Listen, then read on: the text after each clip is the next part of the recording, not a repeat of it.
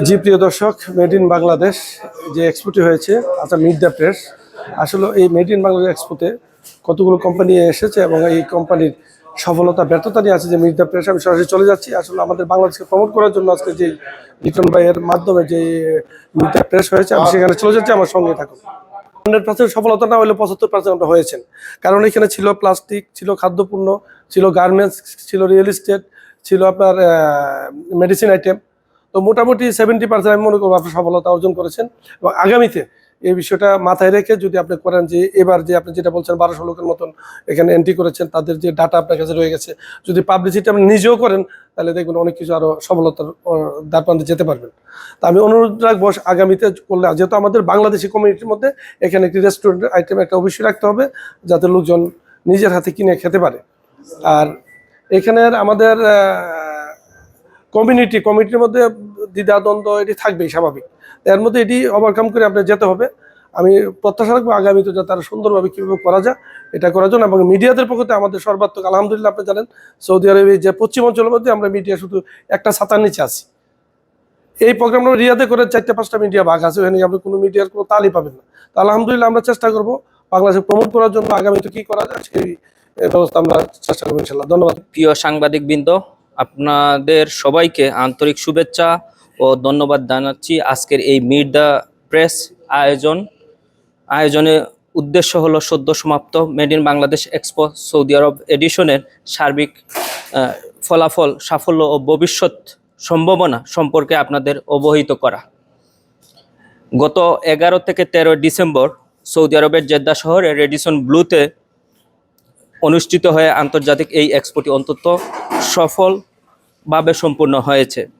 এই এক্সপোর মাধ্যমে বাংলাদেশের রপ্তানিযোগ্য পণ্য সেবাসমূহ সৌদি আরবে ও জিসিসিআই অঞ্চলের বাজারে উপস্থাপনের একটি কার্যক্রম প্ল্যাটফর্ম তৈরি করা হয়েছে। এই এক্সপোটি রপ্তানি উন্নয়ন ব্যুরো ইপিবির 60টি কোম্পানি সহ মোট 40টি কোম্পানি অংশগ্রহণ করে। অংশগ্রহণকারী প্রতিষ্ঠানসমূহের মধ্যে রেডিমেড গার্মেন্টস, আরএমজি, এগ্রো, হালাল food, ICT, digital service, plastic, পাটজাত পণ্য এবং রিয়েল এস্টেট অ্যান্ড হসপিটালিটি খাতের কোম্পানি ছিল। এই এক্সপো উদ্বোধন করেন মাননীয় consul general Bangladesh consulate general Jeddah জনাব সাখাওয়াত হোসেন। উদ্বোধনী অনুষ্ঠানে বাংলাদেশ কনসুলেট জেনারেল জেদ্দার সম্মানিত কর্মকর্তাবৃন্দ উপস্থিত ছিলেন। এছাড়াও এক্সপোর সমাপনী অনুষ্ঠানে প্রধান অতিথি ছিলেন জনাব ওয়াসামা কুকান্দি, চেয়ারম্যান সৌদি ইকোনমিক কাউন্সিল, যা এই এক্সপোর আন্তর্জাতিক গুরুত্ব আরও সুদৃঢ় করেছে। এই এক্সপোটির মাধ্যমে যে বাণিজ্য ফলাফল অর্জন হয়েছে তা অত্যন্ত উৎসাহজনক। এক্সপো থেকে নিশ্চিত রপ্তানি আদেশ অর্জিত হয়েছে US ডলারে $4,75,000। রিয়েল এস্টেট এবং হসপিটালিটি খাতে নিশ্চিত বিনিয়োগ এসেছে $5,46,000। মোট 23টি বাণিজ্যিক অনুসন্ধান ট্রেড ইনকোয়ারি পাওয়া গেছে। 55টি B2B বৈঠক অনুষ্ঠিত হয়েছে। 200-এরও বেশি ব্যবসায়িকরা যোগাযোগ স্থাপন করেছে।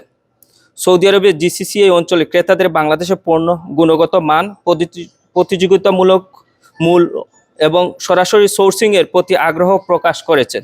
বিশেষ করে হালাল ফুড, গার্মেন্টস, আইসিটি সার্ভিস, পাটজাত পণ্য প্রতি উল্লেখযোগ্য আগ্রহ লক্ষ্য করা গেছে। এই এক্সপো শুধু বাণিজ্যিক সফল নয়, বরং মেড ইন বাংলাদেশ ব্র্যান্ডকে আন্তর্জাতিক পরিসরে আরও শক্তিশালী করেছে এবং বাংলাদেশ সৌদি আরবের দ্বিপাক্ষিক বাণিজ্যিক সম্পর্ক নতুন উচ্চতায় নিয়ে গেছে। সর্বশেষ এই সফল আয়োজনের পেছনে সহযোগিতার জন্য বাংলাদেশ কনসুলেট জেনারেল জেদ্দা, রপ্তানি উন্নয়ন ব্যুরো ইপিবি, অংশগ্রহণকারী সকল কোম্পানি এবং আপনাদের গণমাধ্যম প্রতিনিধিদের প্রতি আন্তরিক কৃতজ্ঞতা প্রকাশ করছি। আমরা আশাবাদী ভবিষ্যতে এ ধরনের আন্তর্জাতিক বাণিজ্য উদ্যোগ বাংলাদেশের রপ্তানি বিনিয়োগ বৃদ্ধিতে গুরুত্বপূর্ণ ভূমিকা রাখে। তো তারপরও আপনি যে কাজটা করেছেন, এই প্রথম একটা বাংলাদেশকে ব্র্যান্ডিং করেছেন, এটার মধ্যে 1,000-1,00,000 যদি ত্রুটি থাকে, কিন্তু সেটাকে আমরা কাউন্ট করব না। আমরা কাউন্ট করব আপনি যতটুকু 1 ইঞ্চও যদি সফলতা থাকে, এটা আমাদের প্রাপ্তি। কারণ আপনি বলেছেন যে ইতিমধ্যে যে প্রায় কয়েকটি আপনি এগ্রিমেন্ট হয়েছে, অনেকে বিনিয়োগের আশ্বস্ত করে, এটা কিন্তু আগে আমরা সরাসরি এভাবে পেতাম না। এবং যে রাস্তাটা তৈরি হয়েছে, ভবিষ্যতে কিন্তু এই বিনিয়োগটা আরও বাড়বে। আপনি আগামী দিনে এই কাজটা করবেন এবং আরেকটু স্টাডি করবেন। আমার পরামর্শ থাকবে, আমাদের এখানে অনেক বিজনেস অ্যাসোসিয়েশন আছে, তাদের অনেক বড় বড় ব্যবসায়ী আছে, আপনি তাদের সাথে লিঙ্ক আপ করে করলে আরেকটু ভালো হবে। আপনি হয়তো আমরা বাংলাদেশের মানুষ অনেক জায়গায় আমরা একত্র হতে পারি না, কিন্তু আপনি চেষ্টা করেছেন, আমি কিন্তু দূর থেকে দেখছি চেষ্টা করেছে সবাইকে নিয়ে কাজটা করার জন্য। কিন্তু আগামীতে আপনি এটা অব্যাহত রাখবেন এবং আমাদের পক্ষ থেকে আমাদের সাংবাদিকরা, আমি আমার সহকর্মী ভাইদেরকে ধন্যবাদ জানাবো আপনাকে সেই সহযোগিতা করার জন্য, এবং আগামীতেও আমরা আপনাকে সহযোগিতা করব এবং আপনি ভালো কাজ করছেন। সৌদি আরব কূটনৈতিক সম্পর্কের 50 বছর পূর্তি উপলক্ষে মেড ইন বাংলাদেশ এক্সপ্লোর আজকের এই সংবাদ সম্মেলনের সম্মানিত সভাপতি, প্রধান অতিথি, আমার সহকর্মীবৃন্দ, আসসালামু আলাইকুম। আমি প্রথমত ওই আয়োজক কমিটিকে ধন্যবাদ জানাই এই জন্য যে বাংলাদেশকে ব্র্যান্ডিং করার জন্য আপনারা যে উদ্যোগ নিয়েছেন এটা সত্যি প্রশংসার দাবিদার।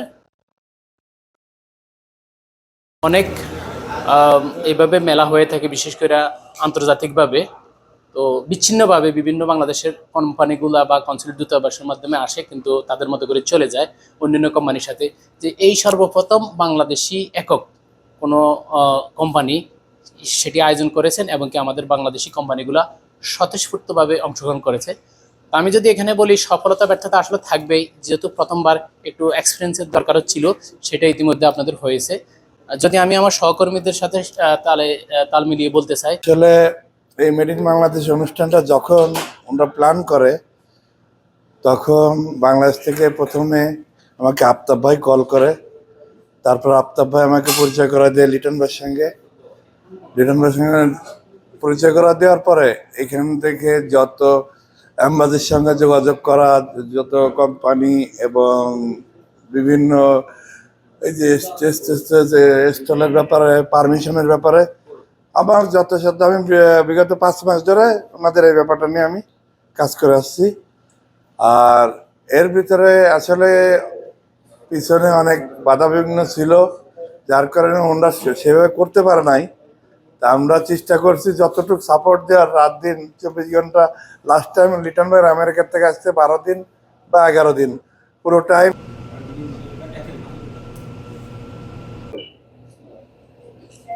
আসলে মেড ইন বাংলাদেশ এটা তো আমাদের জন্য একটা ব্র্যান্ড, ঠিক আছে। তো প্রত্যেকটা ব্র্যান্ডের পিছনে কারো না কারো একটা স্বার্থ থাকে, সেটা হলো সবচেয়ে বড় হলো দেশের স্বার্থ। দেশ বড়, অর্থাৎ সবকিছুই বড় হয়। দেশের নাম যখন হবে মেড ইন বাংলাদেশ সবাই জানতে পারলো, এটা অনেক আরাবিয়ানরা এখানে উপস্থিত ছিল, সেক্ষেত্রে আমরা প্রাউড ফিল করেছি যে আমাদের দেশের ব্র্যান্ড আছে। এক সময় সবাই জানতো যে এই দেশে শুধু লেবার সাপ্লাই হয়, কিন্তু বাংলাদেশে প্রোডাক্টের বেলায় বিভিন্নভাবে খ্যাতিসম্পন্ন, এটা আমরা দেখতে পেয়েছি। আর মনে করেন যে আমরা মনে করি যে ভবিষ্যতে আরো অর্গানাইজেশনকে মূল্যায়ন করা এবং অর্গানাইজেশন যেন আরো সুন্দর হয়, এখানে যারা রিপোর্টার আছে, এখানে যারা ব্যবসায়িক আছে, তাদের সাথে আলোচনা করে যদি এই ধরনের এক্সপো করা যায়, তাহলে কিন্তু হয়তো আরো সাকসেসফুল হবে। বাংলাদেশ এক্সপোর প্রতিষ্ঠাতা জনাব লিটন ভাই সহ সবাইকে আমি আসলে স্পেসিফিক 2-3টা বলবো। মেলায় আপনার শুরুতে যেরকম একটা প্রচারণার স্পিডটা ছিল, মাঝখানে আসি প্রচারণাটা একটু থেমে গেছে। আপনারা আমাদেরকে এটা জানিয়েছেন।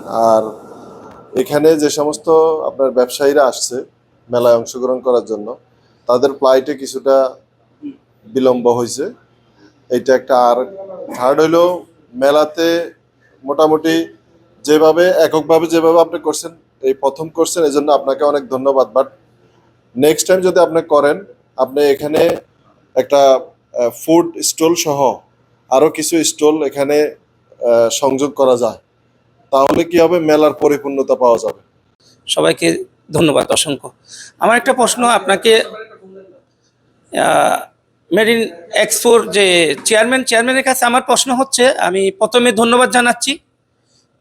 বিষয়টা হচ্ছে এখানে made in Bangladesh, 1 second please, made in Bangladesh আপনি আয়োজন করছেন, এজন্য আপনাকে অসংখ্য ধন্যবাদ। কিন্তু আমরা এখানে দেখতে পাচ্ছি আমরা যে মেড ইন বাংলাদেশের অনেকগুলো প্রোডাক্ট থাকে, তো সেক্ষেত্রে আমরা তেমন বেশি কিছু প্রোডাক্ট খুঁজে পাইনি। খুঁজে পেলাম কি রিয়েল এস্টেট। তো মেড ইন বাংলাদেশ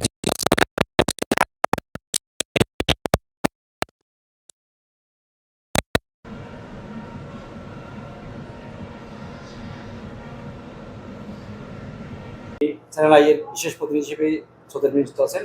এছাড়াও আমাদের মাঝে উপস্থিত আছেন আমাদের সিনিয়র সহসভাপতি যারা মাসুদ এত সুন্দর একটা আয়োজন আপনারা করছেন। তবে আমাদের অ্যাসোসিয়েশনের সাধারণ সম্পাদক হানিফ সরকার ভাই বলছিল যে যে জিনিসটা কম ছিল আপনাদের, সেটা হচ্ছে যে মিডিয়া কর্নার।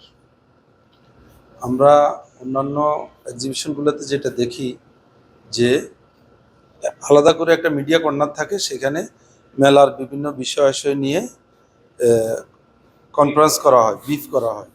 তো এই জিনিসটা ছিল না। আশা করি আপনারা এই বিষয়টা মাথায় রাখবেন। দ্বিতীয়ত আরেকটা জিনিস হচ্ছে যে আমি জানি না এটা আপনাদের দৃষ্টিগোচর হয়েছে কিনা, ইদানিং বাংলাদেশ থেকে কিন্তু এইখানে অনেক ব্যবসায়ী যারা দীর্ঘদিন থেকে মাছের ব্যবসায়ী করে, বর্মা থেকে বা থাইল্যান্ড থেকে মাছ এনে বাংলাদেশের লেবেল লাগাই ওনারা করতেছে। তো আমি সম্মানিত যিনি আজকে এখানে আছেন, সম্মানিত ওনাকে আমি অভিনন্দন জানাই এবং আন্তরিক সালাম জানাচ্ছি। তো আমি যেটা বলতে চাচ্ছি যে আমাদের সিনিয়র সাংবাদিক ওনারা অনেক কথাই বলে ফেলছে, যেটা আমি বলতে চাইছিলাম যে আমরা যে সাংবাদিক ইউনিটটা জিতাতে কিন্তু আমরা সবাই কিন্তু একটা ছাতার তলায় আছি। তো আমাদের বাংলাদেশকে যেমন আমাদের আগে এখানে প্রোডাক্ট আসতো, আমি মনে করতাম শুধু মানুষ, ম্যান পাওয়ার, সৌদির এটা জানতো, আমরা বিভিন্ন ক্লিনিং টিনিং এর জন্য কাজ করতাম। কিন্তু সেটা প্রোডাক্ট তৈরি করি, সেটা এই দেশে আসবে এবং সৌদিরা যখন একটা প্রোডাক্ট ধরবে লেখা থাকবে মেড ইন বাংলাদেশ, এবং ওদের ফার্স্ট চয়েস থাকবে যে আমি ওই প্রোডাক্টটা পেতে চাই, ভালো প্রোডাক্টটা। সর্বপ্রথম আসলে এই মেড ইন বাংলাদেশকে, মেড ইন বাংলাদেশ এক্সপোকে ধন্যবাদ জানাই। আমাদের সৌদি আরব পশ্চিমাঞ্চল অ্যাসোসিয়েশনের মিডিয়ার পক্ষ থেকে আসলে অত্যন্ত সুন্দর এই এক্সপো মেলাটি উদ্বোধন হয়ে গেল সৌদি আরবে। তো আমার প্রশ্ন হচ্ছে, যদিও আমরা বাংলাদেশ দিক দিয়ে অনেক ছোট, কিন্তু বাংলাদেশের পূর্ণ দিক দিয়ে আমরা পৃথিবীর থেকে অনেক বিশাল। তো সেদিক থেকে আমাদের এই ছোট্ট মেলাতে আমরা যতটুকু দেখছি, আমরা আশা করি আগামী দিনে আপনারা যে মেলাগুলো করবেন, সেই মেলাগুলোতে যেন আমাদের বাংলাদেশের পূর্ণ পর্যাপ্ত পরিমাণ থাকে, সেটাই আপনাদের কাছে আশা ভরসা। ভুল ত্রুটি থাকতে পারে, যে কোনো একটা কাজ করলে আমাদের সবারই ভুল ত্রুটি হতে পারে, সবাই ভুলের উদ্দেশ্য হয়, সেই হিসাবে